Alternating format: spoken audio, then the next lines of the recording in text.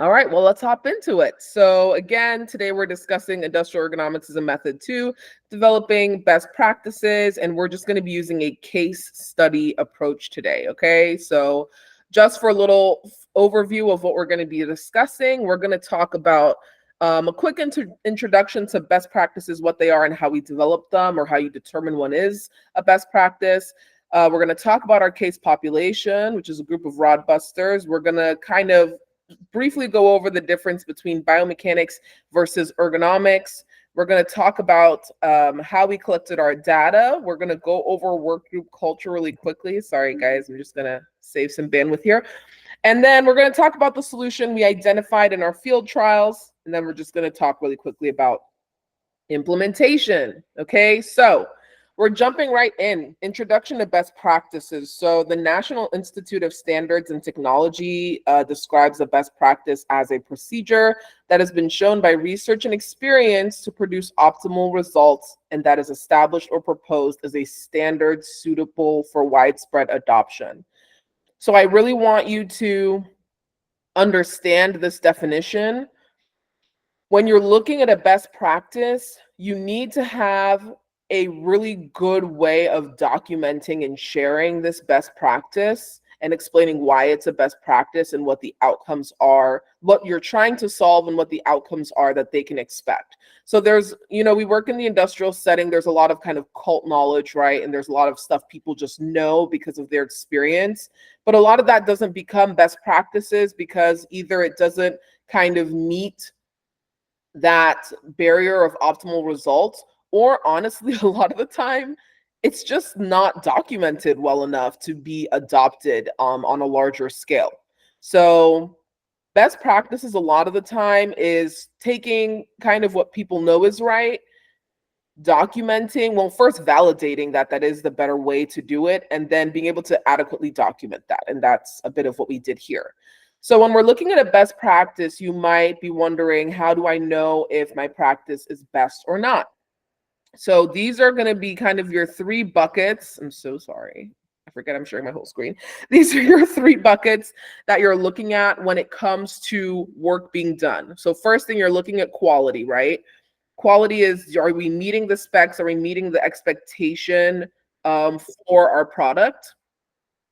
Minimal errors or flaws, right? So this means that you should have minimal rework, you should have minimal scrap, like you should have minimal defects in this work. So it is good quality work that meets the standard of what that work should look like.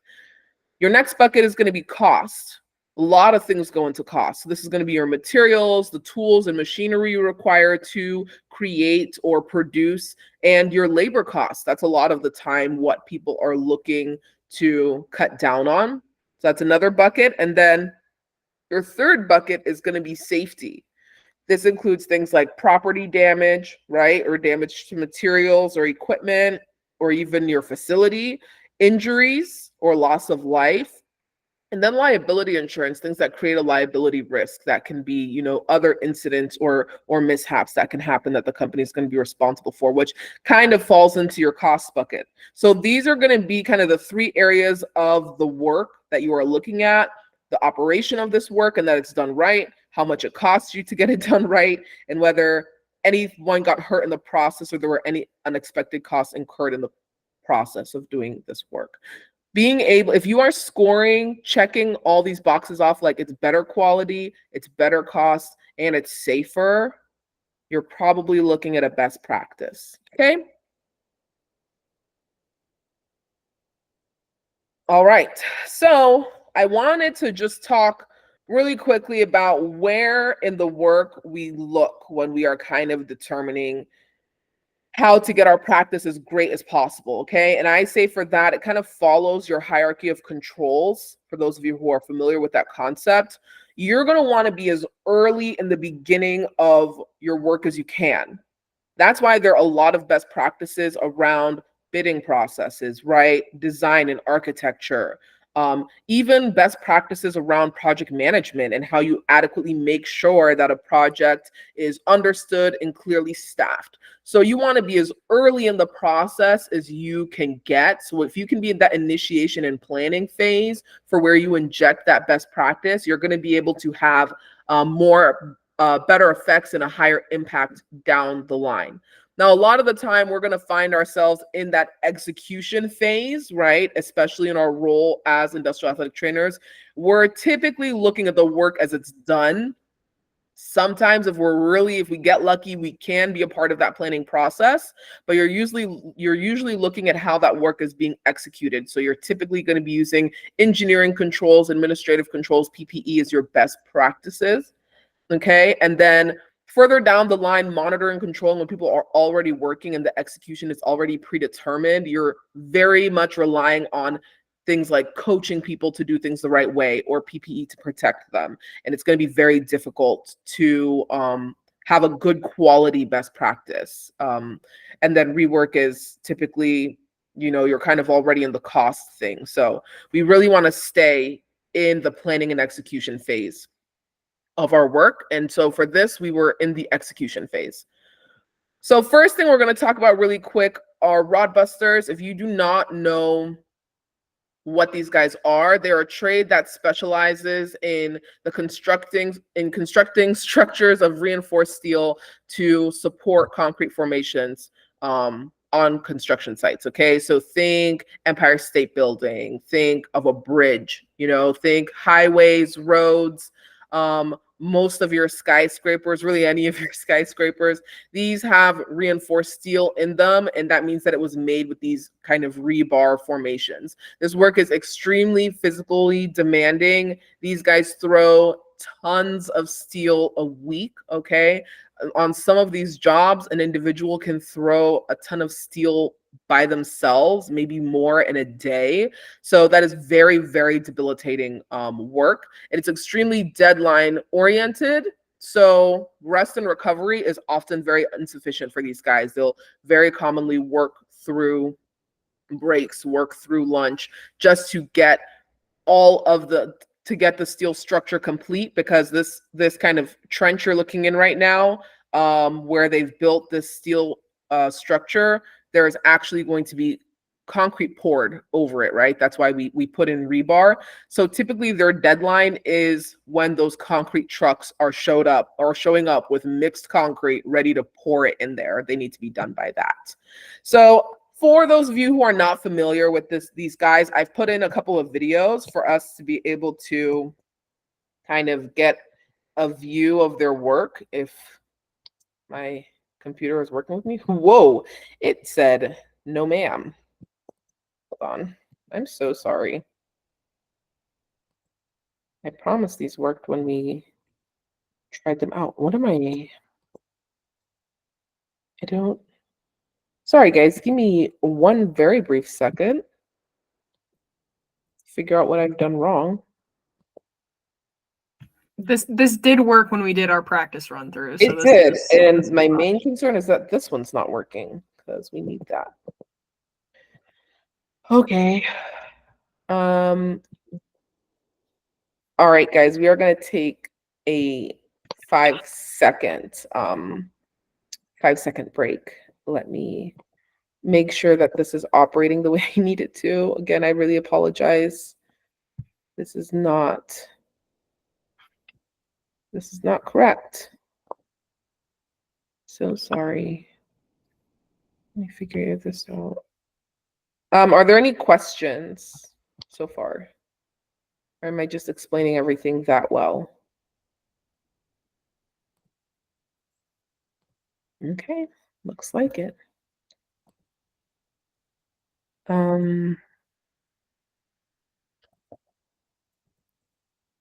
It looks kind of like it made a copy of my slide, and that's kind of what I'm trying to fix. So give me 1 second, guys. Again, I apologize. Don't worry, we'll be on time. I've designed this so it runs correctly. So just bear with me just a moment. And if I can't figure out, we will move on like the amazing people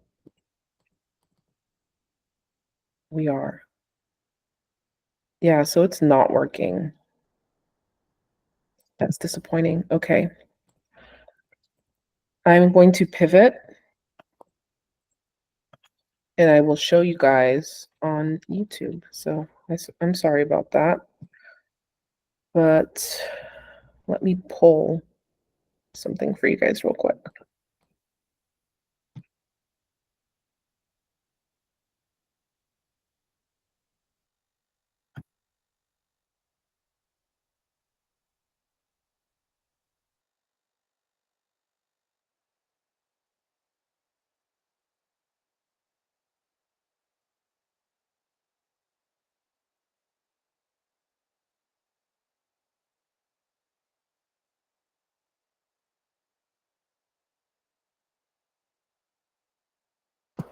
Okay, I'm back. I'm so sorry.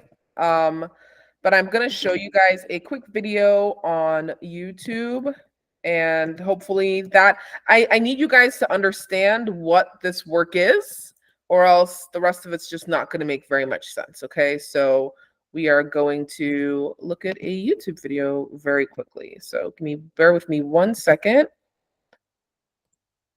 And there's going to be some sound with it. I'll try to drop that so it's not too crazy. But what you're seeing here are these guys are just tying these kind of punctures. And depending on the specs of their work, it's going to determine whether they tie all of it, whether they tie 50% of these splits, more. Now they have hand installed all of the rebar you're seeing here. So those levels below, they've also installed those. So they lay this steel, which is super heavy. This looks like a pretty big grade of steel. And they lay it out and they tie sections to keep it in place. And then they actually come back and tie it to spec. So it looks like this is a 100% tie or 50 tie. I can't exactly see, but they tie a certain percentage of these crosses to enable the steel to carry a certain amount of weight. That's the spec that they're going for. So sometimes you can tie half of them. Sometimes you tie just a few. Sometimes they're tying underneath the steel and so on. But that's what rod busting looks like. Sometimes you're tying these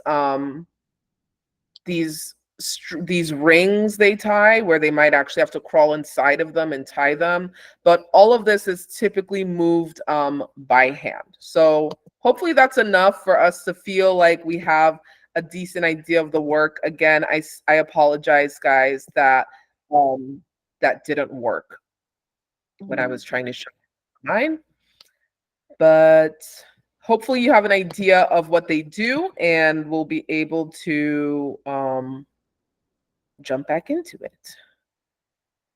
All right, so let me share my slides again. Okay, so now that we kind of have an idea of what rod busting is, I just wanted to talk a little bit about their musculoskeletal picture and kind of what it looks like. The overwhelming majority of their injuries are musculoskeletal in nature. Okay, so it's a lot of back injuries, a lot of traumatic injuries, fractures. I've been on a job site where one of my rod busters broke his distal radial head, a very common one that they deal with. Lots of bruises and contusions, lacerations and punctures from that steel they're tying with, tons and tons of sprains and strains, often including the back. Okay, so the overwhelming majority of their injuries are going to be back, low back, just from the amount of weight they carry all day. A lot of hand and wrist injuries. You can see from the way they're tying that is a lot of hand and wrist movements over the course of a few minutes, not to mention hours, days, weeks, and years. And then also foot and ankle. We had a pretty significant amount of foot and ankle complaints with the guys. And again, they're walking that steel all day long as they install it. So they might stand on flat ground when they're starting to put in a structure or when they're doing rings. But once they start building that steel in and they need to walk the steel, they're going to be on top of that. So in general, the numbers for this work group for the profession are about 80% reporting low back symptoms, almost half of all rod busters reporting hand and wrist symptoms. NIOSH did a study on a Baltimore group where half of them reported low back symptoms, and actually 15%, almost 15% of them had diagnosed spinal ruptures, disc ruptures. And then half of them, again, were complaining of hand and wrist symptoms, and actually 16% of them actually had a carpal tunnel diagnosis from a physician. So within our work group that we were working in, we had done a kind of survey portion of gathering our data, and 100% of the group reported yes to low back symptoms within the last 6 months, and 75% reported yes to hand and wrist symptoms within the last 6 months. And then we kind of had the numbers on where they rated that discomfort on a scale of 1 to 10. Now, that's a little history on rod busters. So let's talk about kind of our skill set, right?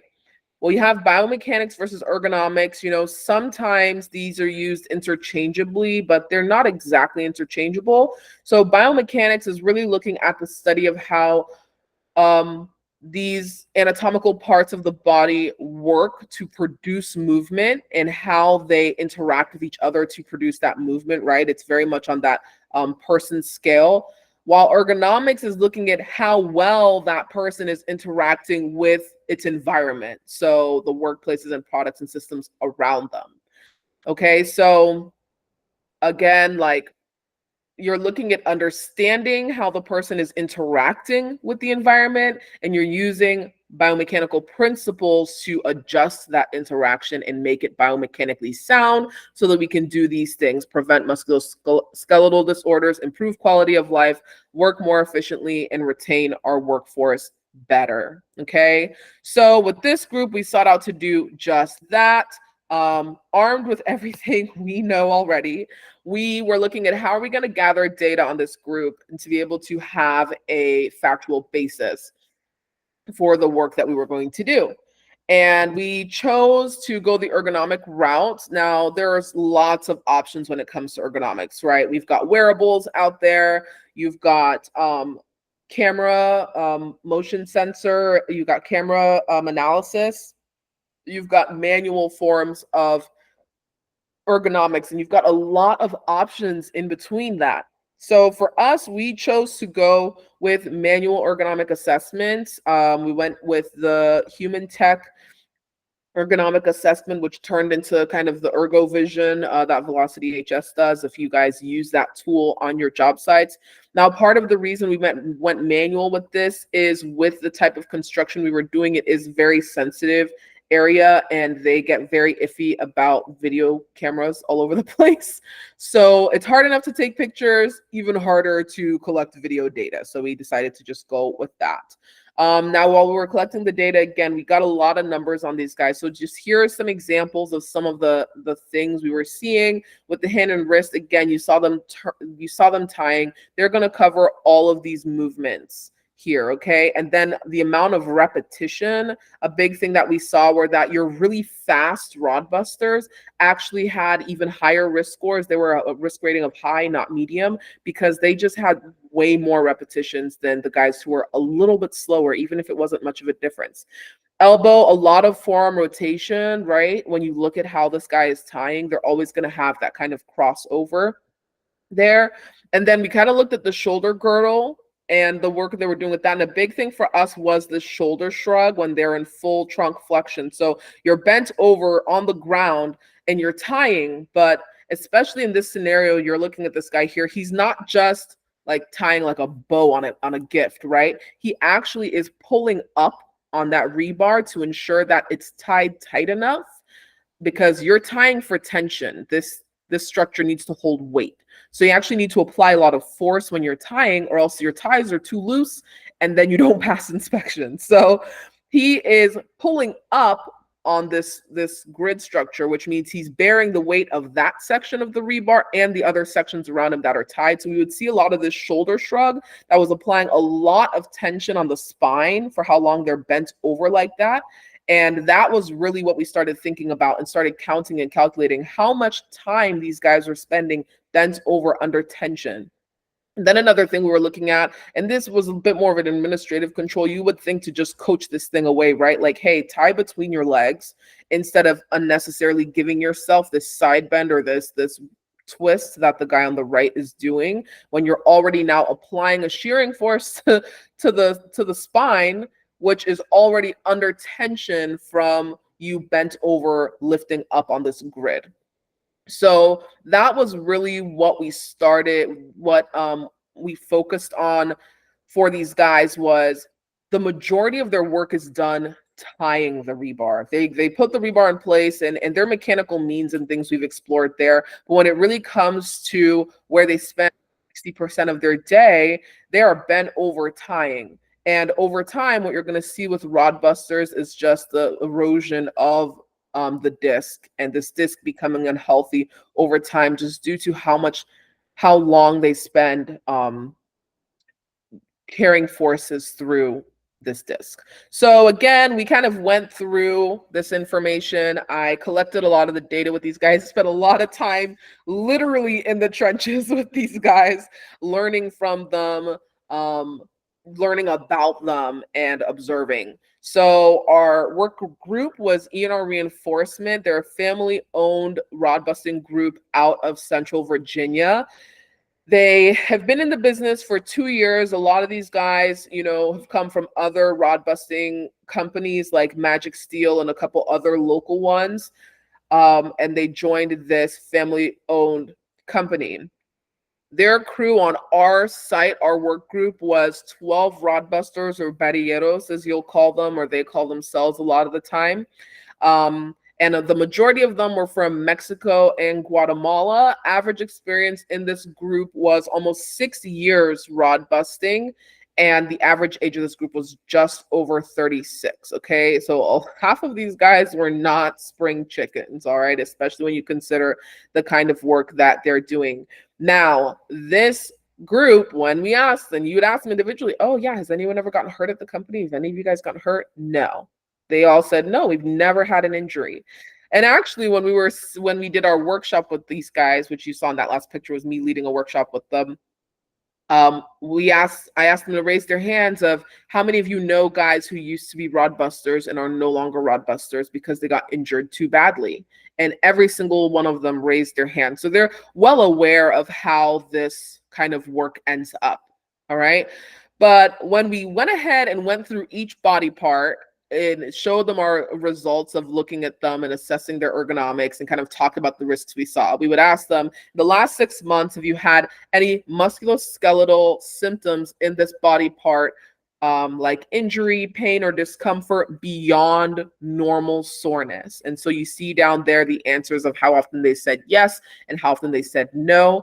And then in that graph on the right, that's where we actually asked them to provide a number, and we kind of had the scale in Spanish, just explaining to them kind of what those numbers meant, and to select the number that best described the worst that their musculoskeletal symptoms were in the past 6 months. And you're going to see that some workers have clearly been in a lot of pain. So worker I that you see there, he actually came off of a job at the Naval Yard where he was throwing tons of steel every day, and his fingernails all like fell off from just getting jammed between the steel bars. And he would wake up in his hotel room every morning in pain from head to toe.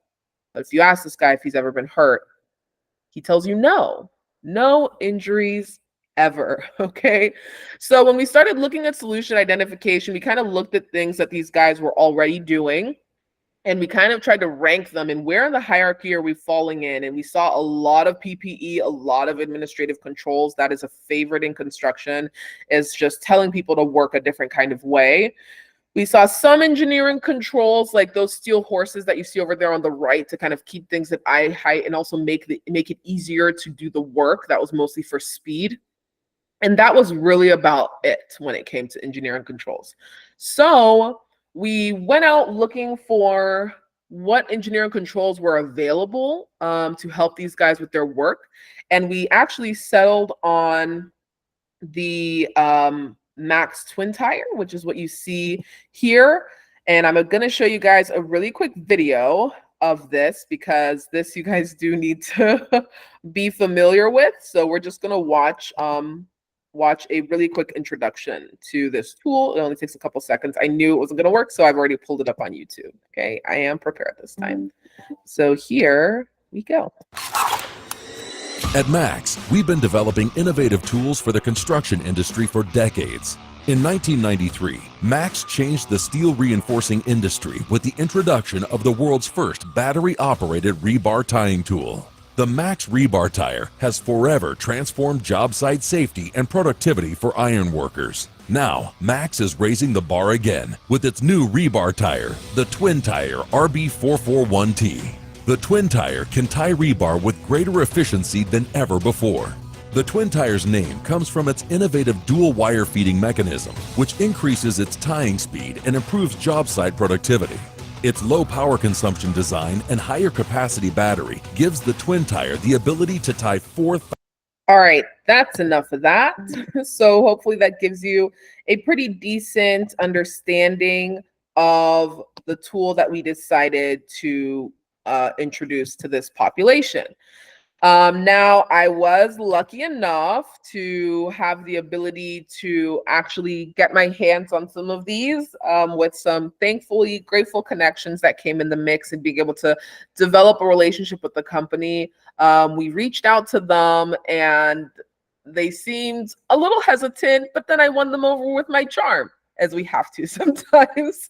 So I actually was able to get a connect from the local sales rep there in the Mid-Atlantic area to actually speak to Terry Kobayashi, who is over their Rodbuster Tools department. And we were able to kind of explain what we were looking to study with these guys and kind of the results we expected, and if they thought that it would be worthwhile helping us by supplying the tools and rebar to us for us to be able to introduce this tool to this population. So the real thing we were looking at was elimination of the repetitive hand and wrist movement. And also the biggest thing we were looking at was decreasing the time under tension for the spine, because we realized that there was no good way to change the way they were tying the rebar, and there was no way to really eliminate how long they would have to spend bent over if they still had to complete that tying process with their hands. That was very taxing. So we brought these out on site. Again, some of these guys were very skeptic. They were like, I can tie faster than a rebar gun. And they realized that they certainly could not, especially when I raced one of their best rod busters with a rebar gun and him tying by hand, and I beat him. So that was, I think, really eye-opening to them that, oh, okay, this might actually be a legitimate tool. And then we didn't really push them on them. We just made them available, and the guys would ask, what are those? We showed them to them, and then the word really spread in like 30 minutes, and all the guys had kind of tried them out by then, and they were like, can we use these? So we said, yes, of course, absolutely. The tools are great. They're an awesome affordance. They're very kind of self-explanatory how they work. Like a lot of the guys literally would see the tool sitting there on the case, and they would go over and pick it up, and immediately they knew how to use it, which is really, really important in a well-designed tool. So after giving the guys a couple of weeks to get really accustomed to them on their own, we selected a group of the guys, and we actually went ahead and ran some time trials where we kept our circumstances as exact as we could. We had the group hand tie, slab on grade, and then we had them tie with the rebar slab on grade. And we looked at a couple of metrics. We grouped sections of the ties in certain ways where we looked at tie speed per tie, which came down by about half. And then we looked at your tie speed when you actually put them together. So your average of 20 ties was actually it took almost a third the time compared to tying 20 ties by hand. And one of the biggest things we saw was these guys would take a break like every 4 to 8 ties when they were tying by hand, to stand up, let their back get a break. Because again, it's a lot of tension on the spine while they're tying. When they were tying by hand, they would just keep going. Like they would do 10, 15, 20, 30 ties without really stopping, because the spine is not having to lift, the back is not having to bear the weight of the grid like when they're tying by hand. The gun actually does that for them. So the gun will wrap the rebar around it, and it has a ratcheting system inside that will actually yank on the rebar, and you'll actually see the rebar yank up for it to actually tie it tight enough. And so we noticed that really cut down on their breaks. So again, cost, when we did our cost runnings, you were running at almost double your production by the time you accounted for laying the rebar and measuring it out and so on. About 40% labor earnings for these companies. And again, that can turn into being able to just do more work, right? For your quality, it was more production uniformity, meaning that this rebar gun would tie, and it would tie it the exact same way every time. Rebar guns didn't get tired, was kind of like the joke that we would say. Your consistency of labor performance. So again, if you have a guy who just came from a really tough job like worker I did, right? And they're just not in good shape. And then you have another guy who was at a pretty light, easy job. Those two are going to work differently. And there really isn't consistency to how the body is feeling that day and what they're capable of.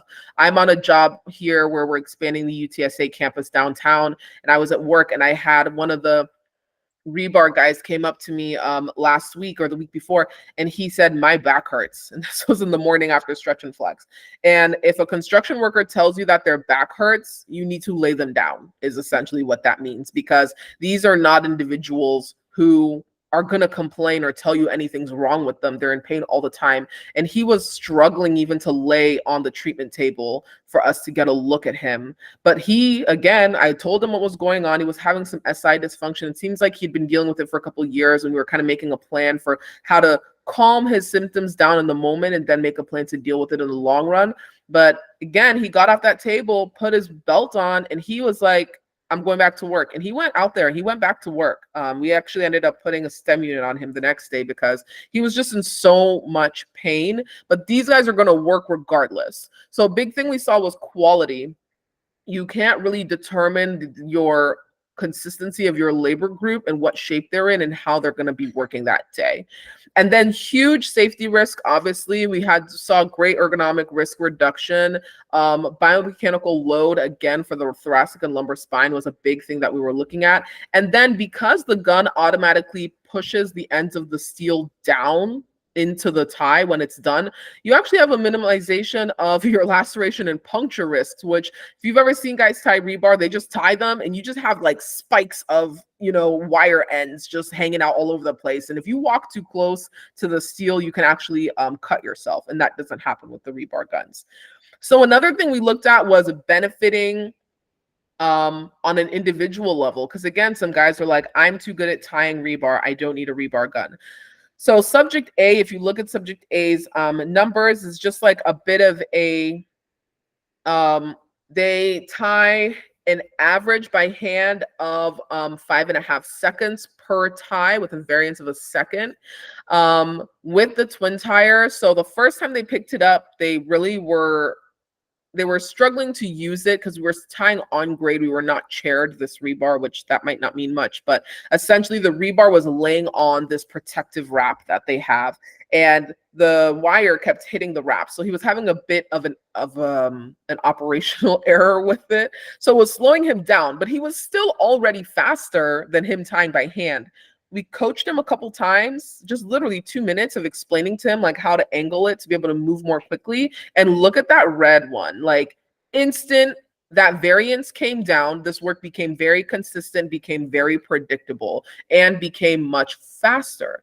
Now, when we look at subject C was actually the best tire in this group. Now you'll see his average tying by hand was just under 5 seconds, which doesn't seem like a lot faster than the other guy, but he moved very quickly. He took less breaks than the other guys when they would be tying every day. And he was the most productive rod buster on the team. And if you actually look at kind of his graph, how low his tying can get, he would consistently be tying at 3 seconds, to be honest. So for him, he had actually used rebar guns before, and he actually liked them, which is not a surprise because, again, he's a very proficient rod buster. So he has more wear and tear than guys who tie slower. And he was a huge fan of the rebar guns, and he actually already knew how to use it. So you'll see once he picked it up, I mean, this guy was tying it basically 2 seconds. He was tying it half the time that the other slower rod buster was tying with the rebar gun. But him being a proficient rod buster, he still benefited from using the automated tool. So when it comes to implementation and considerations, again, what we're looking at here, you're looking at a population where on the left, that's my guy who had his distal radial head fracture. I'm sure you can see it right there. This to them is an injury. Unless you're in the hospital or, you know, you break a bone, you're not considered hurt. And that's why worker I over here on the right, who's, you know, head to toe in pain, 7s and 6s and 8s out of 10, to them is not considered injured. He's just considered the way that life is. Okay. So that is really, really important to think about with how you approach these guys. So when we're looking at these guys and we're looking at preventing injuries, that's PTD, guys, prevention through design, preventing injuries by redesigning their work, you have to look at what their artifacts are that you're seeing on the surface, right? So with these guys, you see low injury reporting and early detection, high rates of disability and serious injury. A lot of these guys know people who can't rod bust anymore because they're too injured, and high turnover and staffing shortages with these guys. Their teams ran lean, so they had to do a lot of work. So even when these artifacts aren't working, look at the deeply held assumptions that these guys have, right? Which is that hard work, that's how you get paid good money. You want to make a lot, you got to work hard. And these guys do get paid pretty well for the work that they do. To them, automation means possibly their job's going away. Instead of them seeing it as a way to do more work, they see it as a loss, right? A loss of opportunity. And then they see themselves as easily replaceable, often because they've seen guys come and go in the rod buster industry. It's a very transient industry, so they think that they're easily replaceable. And so they see that kind of, they'll tell you, and right here, I have a couple of the espoused beliefs that they told me that kind of reinforce these things, which were that, hey, if you're a fast enough rod buster, you can tie faster than a twin tire. An espoused belief that they came to learn was not true. And then that you'll get in trouble if you say that you got hurt at work, right? There's retaliation there. And so that's why we don't say anything. That's why we ignore it. And then you still get these kind of outcomes that they deal with, which is, well, you're all injured and hurt anyway, and you guys can't work your jobs the way that you're supposed to. So when we're introducing solutions, we can't ignore any of this. This is our work group. This is who we're working with. And we need to respect that. And we need to make sure they approve of the solution that we're bringing. And we got their approval. And that was a big part of the process. So then when it comes to navigating your process and getting that in with your client, right? The people paying. A big thing that we did is you have to kind of understand your stakeholders and how they work. So here I'm giving you just a quick hierarchy of construction, but the fact of construction is in the center of construction are your owners and your GCs. They're the ones with the power. And as you go out in these kind of arms, you have your trade partners or your sub-trades. So your subcontractors, these are your concrete guys, your plumbing guys, your electrical guys. And any of these guys, like your electrical team, can have their own earthwork crew that digs trenches for them, can have their own concrete guys who actually put in rebar and concrete for them, and so on. But every time you go out another arm, these guys lose agency, right? And they tend to have poorer working conditions. And then the further out you go, you have to understand for them, they just see this job as a contract. So they have a very myopic lens when it comes to bidding this work. And they're not going to want to bid, you know, they're not going to want to buy tools that cost $3,000 a tool when they're like, well, we're trying to make as much money as possible on this job. They're not thinking that, well, we're going to keep these tools and use them for our next 20 jobs. You know, they're thinking, here's our bid for this current job. How can we make a lot of money? The most money we can. And another thing you're going to see with these groups is a lot of production-based compensation and production-based bonuses where your leadership is getting paid on making money with every bid. So it becomes very difficult to get these guys to think long-term and see the whole picture. And so you really need to understand that when you're going into proposing some of these solutions. And when you're looking at these cultures, the closer you get again to that center core group, the owner of the project, basically who owns the building. This is in construction, by the way. So if you're in manufacturing, you don't have a GC, you have your owner, you just have the company you work at. You need to look in your company and you need to determine who are the envelope pushers, who are the early adopters, who are the people who buy in early, and where can I maximize those opportunities to develop best practices. Because what we were able to do here was we happen to work for an owner and a GC who are very top of the line. They're very advanced. They want to push the needle, right? Shift the needle. They want to be part of advancing the construction industry. Bam, we capitalized on that and we helped develop an early practice or a best practice and document as well as we could in the circumstance of building those specific structures. We've determined this is the best practice and here is the documentation, here is the proof. And so use those, because then when you make that best practice, a couple months down the road, your client might be one of these further out arms who don't really care. They're just looking at the bid process. They don't have the room to be creative and think of solutions. You could say, hey, here's this documented best practice. You're going to save on cost. You're going to have higher and more consistent quality, and you're going to do safer work. And that's because we were able to take advantage of places with a higher level culture and be able to document that best practice. So again, just a couple of things to just make sure you understand your population as well as possible, really assess your risk, and get good objective data to back you up. Again, you want to look as early in the work process as you can for implementing your solutions, and then document your best practices accurately as you can, solve for culture, and then navigate your stakeholder group. There's some of my resources if you guys would like to learn a little bit more, and a few publications that I've done. And that is it. So, are you all asleep? You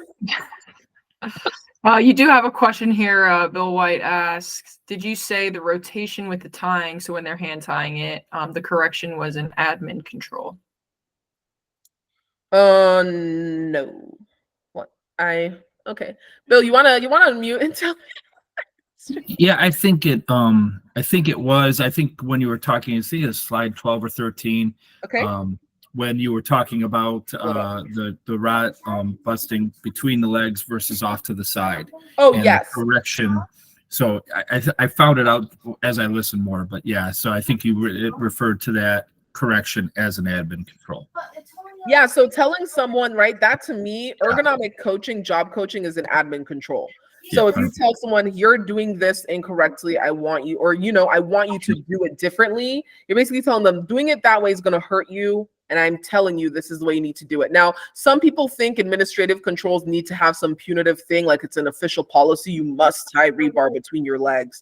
I don't think so. I think any form of coaching is going to be an admin control. Yeah.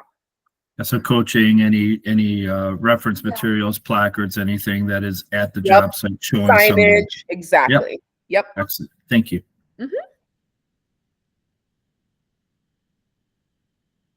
I saw you use human tech. If you don't have an access to a system like that, what other manual materials have you used to evaluate risks? Yeah. So, I mean, there are a lot out there, right? I think the thing you're going to run into is you just want to make sure the ergo tool you pick is good for the work you're looking at. So something like a Reba would not have been helpful in this scenario, because Reba doesn't really do the best job of determining force, and it doesn't have a repetition component. So when you're looking at your ergonomic tools, whether you're using a Reba, Rula, whether you're using a fatigue analysis, NIOSH lifting to look at maybe some of your manufacturing style work in your workstations, whether you're looking at the brief scoring sheet, you can use any tool you want. You just really want to make sure that it is able to assess your risk properly. And since a big thing we were looking at with rod busters was just general repetition, not a static posture, it's a very dynamic job, that was the best tool for us to use that we had available of the ones we were picking from. So yeah. Good question. Anybody else? I know some sections might have been kind of dense. So, oh, I hear someone. Hey, Susan, it's Katie. Hey. Has anyone asked about the load on the trigger? Oh, good question. No. So the biggest question, no, and it wasn't much. It was literally just like pretty light. And the nice thing about it is once the teeth felt a kind of tension on it, it was already primed for you to like pull it and it would.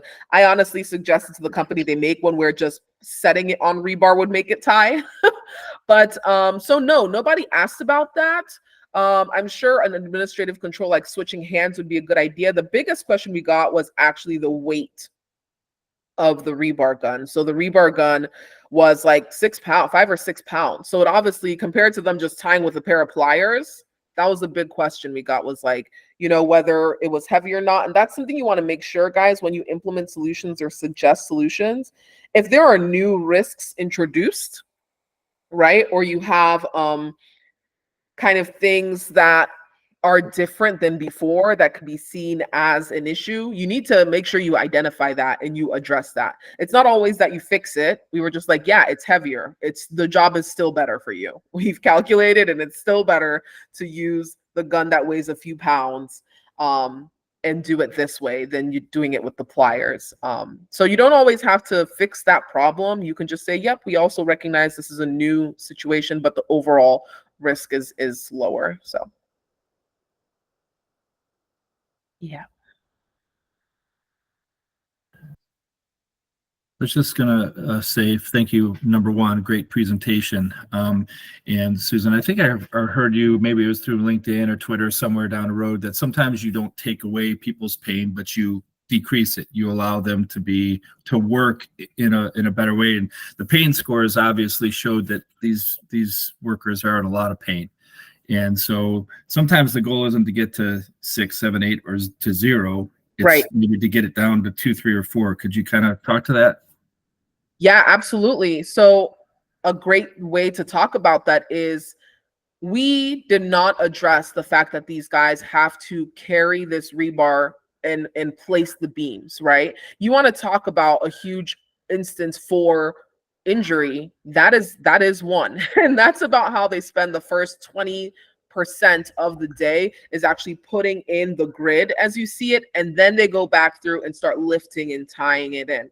And like you said, Bill, sometimes you can't eliminate everything. Rod busting and concrete work is not a job that's going to be able to be done with no risk. It's simply not possible. These guys show up looking at dirt, right? You're not putting in hoists and things to make their life easy. You're looking at what can we do to let you last longer in this field? What can we do to give your body a little bit more capability and give you a little more margin to be able to do more when you're up against it? So that's a great point, is there are parts of the job we look at and we're like, well, that part sucks, but we've looked at this part and we've made it really 50%, 75% better. And that is a huge difference.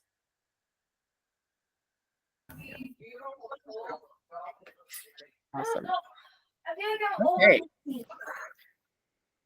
Anybody else?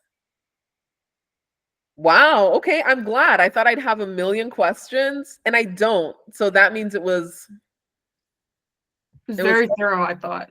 I actually, just a little side note, not really a question, but at my manufacturing plant, we have these giant pits and we were filling them in. So they were filling it with concrete and they had to do the supports and stuff. So we had that review for this presentation. I was like, oh my gosh, they're tying the rebar just like Susan said they would do.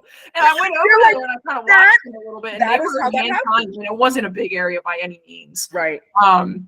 But I was just talking to them and they're like, yeah, he's like, this is an easy job for us. You know, we're barely doing anything. But he's like, I've done, you know, jobs in construction sites that are just like ridiculous. And I asked him, I was like, do you have any automatic ones? And they were like, no, we just do it all by hand. And I was like, oh my God.